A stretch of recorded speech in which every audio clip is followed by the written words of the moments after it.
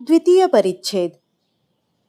तव कथामृतं तप्तजीवनं कविभिरीडितं कल्मषापहं श्रवणमङ्गलं श्रीमदाततं भुवि गृह्णन्ति ये भूरिदा जनाः।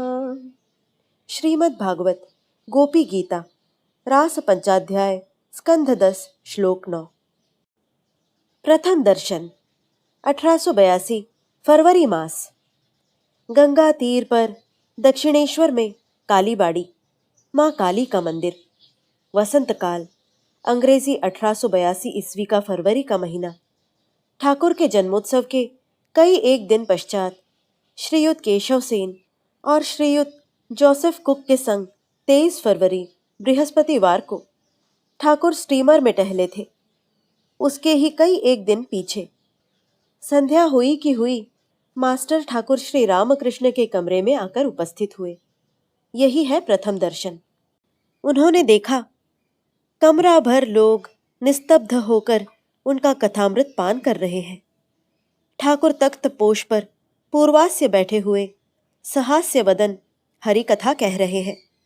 भक्तगण जमीन पर बैठे हुए हैं। कर्म त्याग कब? मास्टर खड़े हुए अवाक होकर देख रहे हैं। उन्हें बोध हुआ जैसे साक्षात सुखदेव भगवत कथा कह रहे हैं और सर्व तीर्थों का समागम हुआ है, अथवा जैसे श्री चैतन्य पुरी क्षेत्र में रामानंद स्वरूप आदि भक्तों के संग बैठे हुए हैं और भगवान का नाम गुण कीर्तन कर रहे हैं। ठाकुर कह रहे हैं, जब एक बार हरि व एक बार राम नाम करने पर रोमांच हो जाए, अश्रुपात हो जाए, तब निश्चय ही जानो कि संध्या आदि कर्म और नहीं करने पड़ेंगे।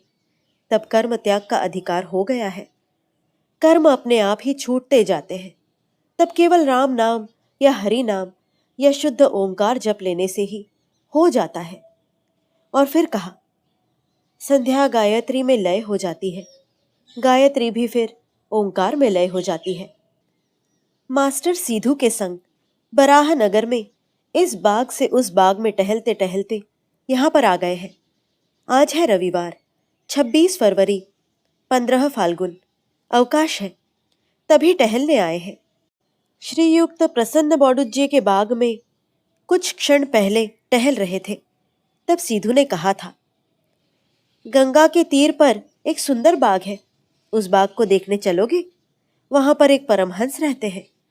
बाग में सदर फाटक से प्रवेश करके मास्टर और सीधू सीधे ही श्री रामकृष्ण के कमरे में आ गए। मास्टर अवाक होकर देखते देखते सोचते हैं, आहा, कैसा सुंदर स्थान, कैसा सुंदर मनुष्य, कैसी सुंदर कथा। यहाँ से हिलने की इच्छा नहीं होती। कुछ क्षणों पश्चात मन ही मन कहने लगे, एक बार देख तो लूं कहाँ पर आया हुआ हूं, तब फिर यहाँ पर आकर बैठूंगा। सीधू के संग कमरे के बाहर आते न आते आरती का मधुर स्वर होने लगा। एक साथ कांसर, घंटा, खोल, करताल बज उठे। बाग के दक्षिण सीमांत से नौबत का मधुर शब्द आने लगा।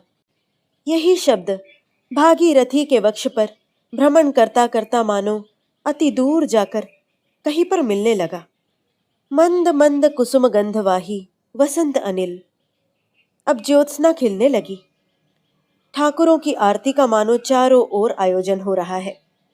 मास्टर ने द्वादश शिव मंदिर में, श्री श्री राधाकांत के मंदिर में, श्री श्री भवतारिणी के मंदिर में आरती दर्शन करके परम प्रीति लाभ किया।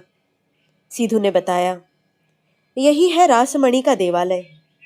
यहाँ पर नित्य सेवा होती है। अनेक अतिथि और कंगाल आते हैं। बातें करते करते भवतारिणी के मंदिर से होकर बृहत पक्के आंगन के मध्य से चलते हुए दोनों जने फिर दोबारा ठाकुर श्री रामकृष्ण कक्ष के सम्मुख आ पहुंचे।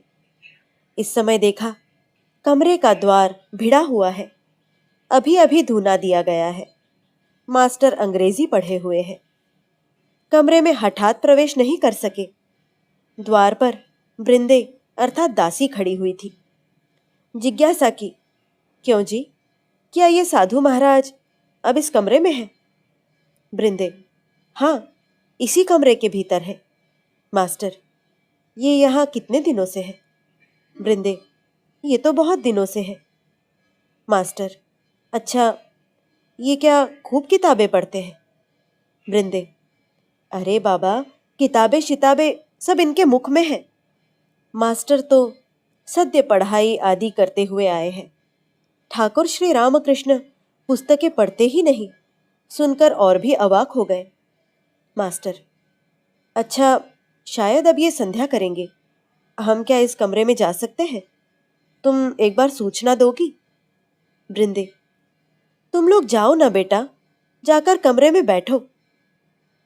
तब उन्होंने कमरे में प्रवेश करके देखा, कमरे में और कोई नहीं है। ठाकुर श्री रामकृष्ण कमरे में एकाकी तख्तपोश पर बैठे हुए हैं। कमरे में धूना दे रखा है और सब दरवाजे बंद हैं। मास्टर ने प्रवेश करके हाथ जोड़कर प्रणाम किया। ठाकुर श्री रामकृष्ण से बैठने की अनुमति पाकर वे और सिद्धू जमीन पर बैठ गए। ठाकुर ने पूछा, कहाँ रहते हो? क्या करते हो? बराहनगर में क्या करने आए हो? इत्यादि। मास्टर ने समस्त परिचय दे दिया, किंतु देखने लगे कि ठाकुर बीच बीच में अन्य मनस्क हो रहे हैं। पीछे सुना, इसी का नाम भाव है। जैसे कोई छिप हाथ में लेकर मछली पकड़ने के लिए लगा है। मछली आकर चारा खाने लगती है। फातना जब हिलता है तब वह व्यक्ति जैसे सावधान होकर बांस हाथ में लेकर फातना की ओर एक मन से एक टक देखता रहता है, किसी के साथ भी बात नहीं करता। यह ठीक वैसा ही भाव है। पीछे फिर सुना और देखा, ठाकुर का संध्या के पश्चात इसी प्रकार का भावांतर हो जाता है। कभी कभी वे बिल्कुल बाह्य ज्ञान शून्य हो जाते हैं।